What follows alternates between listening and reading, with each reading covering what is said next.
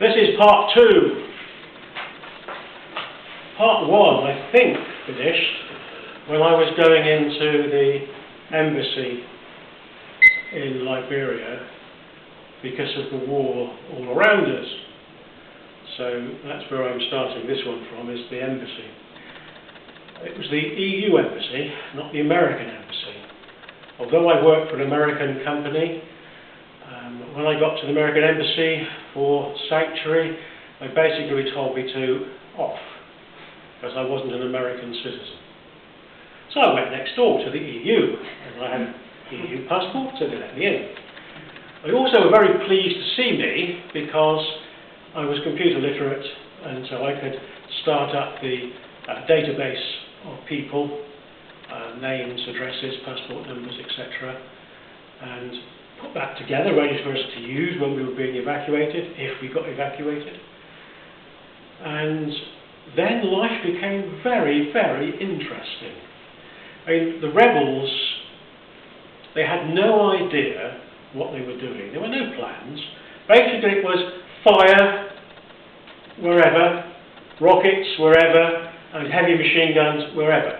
No targets, just spray bullets.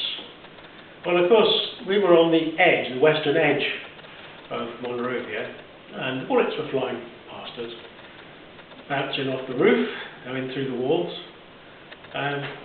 So it was getting a bit hairy. And all of us had jobs to do. I was doing the computer initially, and then every day I had to go and do my turn on the gate. And this is the steel entrance to the embassy. We had security guards who were not armed, but they were there to sort of show willing. And the job on the gate was appalling.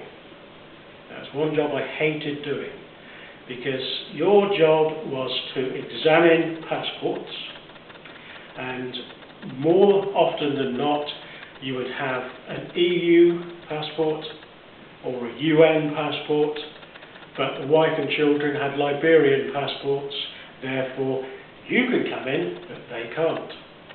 And that was tough, turning people away, because they were there because of all the bullets flying around. They wanted some safety, and I had to say no, which I found that really hard to do, but that were the rules, and that was international rules, not just our rules. So we did that, and when I was on gate duty and they were spraying bullets, I saw this guy pick up this little girl, she was about 9, and carry her up the road. She'd been hit and killed, but he carried her up the road to the USA embassy and placed her body on a stack of bodies at the US embassy, because the US would not intervene. And the question, why didn't the US send in the Marines? Because they were there, they were just over the horizon, a couple of boats full. Now the US Marines could very easily have taken over Monrovia, it wouldn't have been a problem. But if the American Marines had arrived, who would they be facing? Children. Because the child soldiers would be on the front line. And can you imagine international press taking photographs and videos of Marines killing children?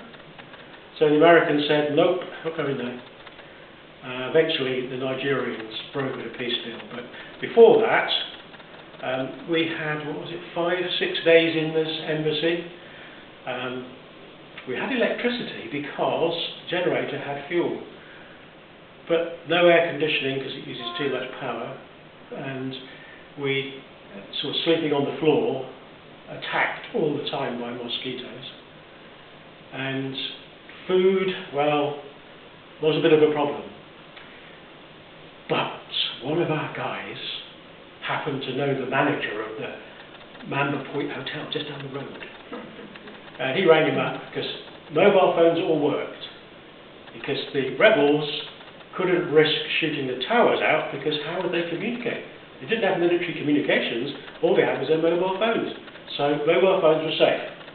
So he rang up the Mamba Point, and they sent their little van up, 20 pizzas and a case of whiskey. Now what more could you ask for? Absolutely brilliant. But that was the only time we could do it, because after that the manager said, no, I'm not sending my van out, it's too dangerous. So we had some food anyway. And then we were in the middle of a gun battle, which started to slow down, and my mobile rang. Oops. My mother. There's a war where you are. No, that's down the coast. No, it said Monrovia. Yes, but the south of Monrovia, not where we are. Well, of course, there's nobody shooting, which was great. And I said, don't shoot. And then she agreed with me that, well, maybe the news had got it wrong, so she went away. I got hell when I got home.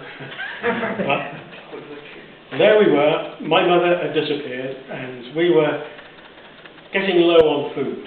And then we got a radio call saying that the French troop ship was on its way from Abidjan and would be there sometime tomorrow.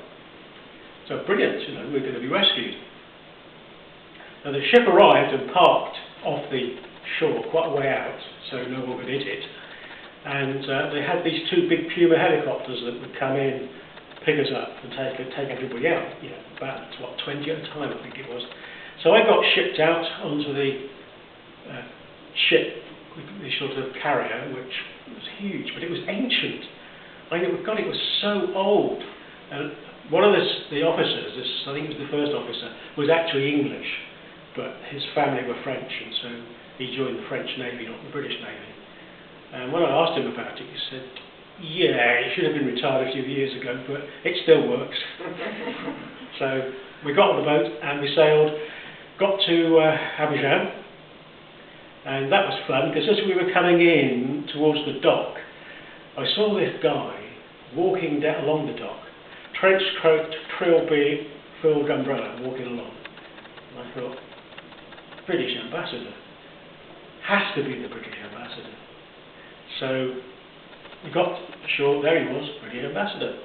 And he took us home for breakfast, fantastic breakfast. And then we got shipped home. I flew home probably the next day, and that was in June. September, we were back in Monrovia. They'd got rid of Charles Taylor. We had access to anywhere we wanted, and so we started building radio stations, which was absolutely brilliant. Then we had these guys, these ex-combatants, from the war. They were brilliant. I really had a great time with them because they lived in a ghetto. And I used to go in the ghetto and I organised food for the World Food Programme and organised medical help for the children from the MSF. The worst thing was going there first thing in the morning and the babies all screaming because they hadn't had their first shot of heroin from their mother's milk.